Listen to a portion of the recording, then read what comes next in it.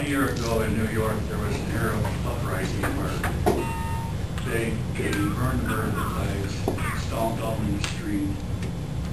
So what do you think it behooves the United States to retard the number of Arabs that immigration takes in? It just seems like a lot of problems with those people. We're just inviting that in the United States. I've been looking at that, and of course, as soon as I bring up that subject about potentially reducing the numbers of people who come here with a religion that's incompatible with freedom, that's what they are. Then you get into this racist bigotry argument. Well, you know, I don't think anybody can say a word out loud in here, and I don't think they can say any name I haven't been called. So I can deal with that, okay? And yes, I think we should reduce it. I'm going to be having a meeting pretty soon with the Secretary of State, and I know that she'll be coming in, and Hillary Clinton, and I know she'll be coming in advocating that we open up our borders for a large number of Iraqis to come here because they're afraid in their own country. Well, my position is that if they're not dead, they have survived the worst part of this, and we've lost soldiers there. They need to be there to rebuild their own country. And so I'm trying to shut that one down for that reason. Another thing that I'm working on is that we have a religious workers visa. I forgot the B1 or something like that visa. And so we bring in religious workers into the country, and a certain number of those qualify every year. The Catholic Church supports it, a lot of the Protestant churches do, but they also bring in a lot of Muslims to work in the mosques.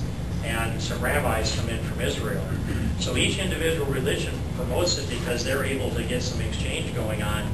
But we're taking on the fraud in there that we can measure in the last study was 32%. 32% of the applications were on their face fraudulent. And so we turned the thumb screws down on the immigration and tightened it up some. But they didn't ever go back and try to clean up the mess that they'd allowed. They just tightened it up for new applications that come in. And I happen to notice that from one of those countries, every Muslim application was fraudulent. Everyone.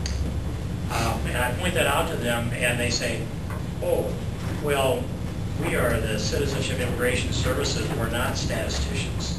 So we would have to get somebody to analyze that. What? You can't look at 100% fraud without having a statistician tell you that that's wrong? And so you can imagine, I pounded on our desk more in a little and turned the pressure up, but we have a lot of problems with bureaucrats that forget that there's an overall game plan here. And well, actually there isn't, but they should at least be thinking that there is. And so what they do is they do their job in their little zone. They go to work every day like a Border Patrol officer goes to work, and they have to park some of them down there have to park their Humvee on the X. There's actually an X there. They pull it up apart, and their shift is, and they sit in there. They can't get out. They can't arrest anybody. 1,000 illegals could split in the middle and walk around their Humvee, and they can't do anything except get on the radio and tell others that they have been surrounded. Their order is to sit on the X, and the illegals know it. I missed a piece of my initiative on this question, and that is I've got legislation that requires reciprocity. It kind of goes to the thing of you can't get a Bible into Gitmo, but everybody gets a Quran. And you can get a whole bunch of imams to come from all the Islamic countries to come in here, and some of them have evil intentions. But you can't send a single pastor with a Bible back to some of those countries. And so I've got legislation drafted, and we're negotiating to try to get it passed or get it offered as an amendment that would set up reciprocity. In other words, you can't send religious workers here to the United States unless you're willing to accept ours without discrimination to denomination. Go back there. That's another thing we're trying to do. And then I should go with this immigration piece too. There's been a significant shift in the immigration enforcement in this country. And if you've watched it, you've seen that when there was a raid on the engine plant in the state of Washington, and all of the noise that was made, Janet Napolitano, the Secretary of Homeland Security, instead of applauding her ICE agents for pulling off a raid and picking up a lot of illegals, and getting that company back in compliance with the law, she went and started an investigation of her own ICE agents.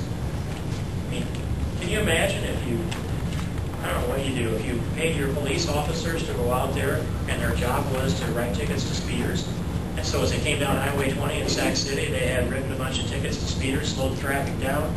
The word went out, people slowed down, kids were safer walking across the streets, so were adults.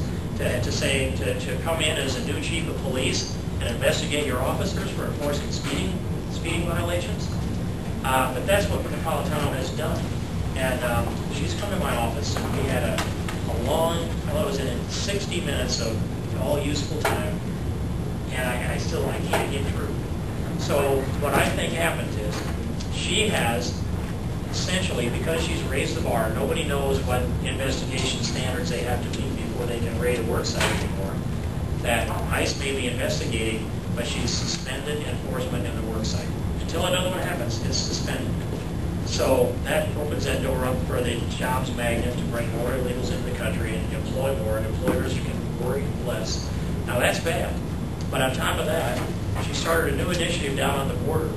And she took resources. She said, I didn't ask for any new money from the budget. I took from within our own budget. And now I'm deploying people down on the border to beef up our forces on the border. That means worksite enforcement people go to the border to enforce immigration down there. Now, I'd normally, before that, let's stop bleeding at the border.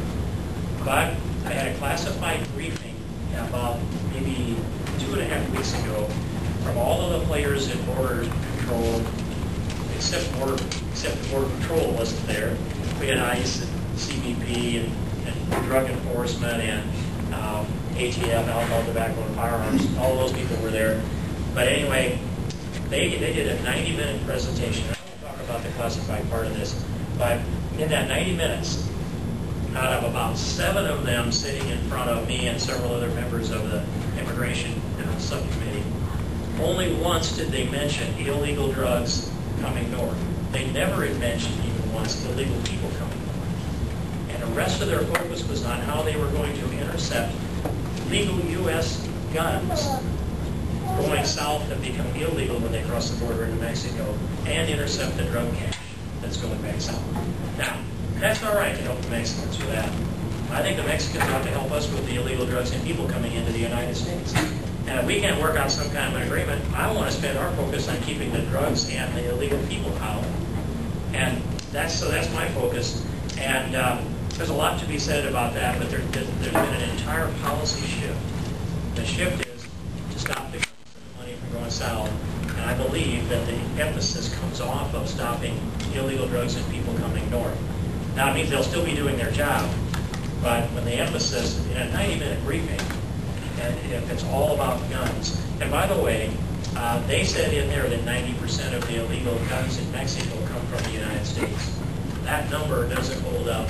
There's a sample of a small group of guns that they ran through the serial numbers, and they came up with 90% out of that small sample. But the real number is, of the guns, the thousands of guns that are used in violent crimes in Mexico, the drug crime, 17% of them originate in the United States. The balance of those guns come from other places around the world. So it isn't a U.S. gun problem, but it is U.S. resources now trying to keep our legal U.S. guns from going into Mexico.